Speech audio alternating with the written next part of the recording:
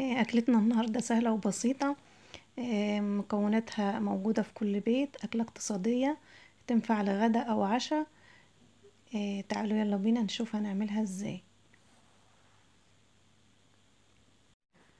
مكونات الوصفة عندي 4 بيضات، جبنة رومي، جبنة موتزاريلا، طماطم متقطعة مكعبات، وبصل برضو متقطع، ومعايا فلفل أخضر وبارد وحامي. عندي طاسة على النار فيها معلقتين سمنة، هنزل فيهم بالبصل واقلبه شوية لحد ما يدبل دقيقتين كده، وبعد كده هحط عليه الفلفل واقلبه برضو شوية لحد ما يدبل كمان، وبعدين اضيف عليه الطماطم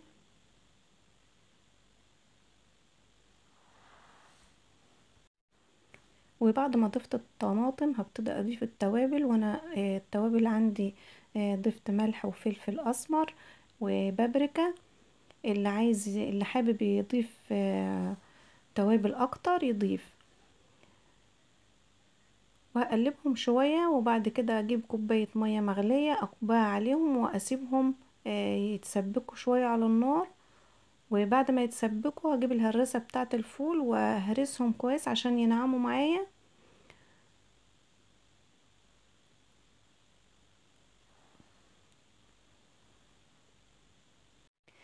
وبعد ما الصلصة اتسبكت معايا بالشكل ده هجيب ال4 بيضات واوزعهم في الصينية كلها، احطهم بالشكل ده. وهظبط بقى الملح والفلفل. لو انا ما كنتش مظبطه الملح والفلفل من الاول في الصلصة، ممكن ارش رشة ملح وفلفل على البيض من فوق، وبقلبهم بالمعلقة كده عشان يبقوا متساويين كلهم في الصينية وتستوي كلها مع بعض. وبعدين اوزع الجبنة ان كان عندي جبنة رومي او جبنة موتزاريلا، اللي انتوا حابين تحطوه، واغطيها بعد كده واسيبها على نار هادية لحد ما تستوي. ودي بقى صينيتنا الجميلة بعد ما استوت، وده شكل الشكشوكة. وهتاكلوا ان شاء الله احلى شكشوكة بالطريقة دي.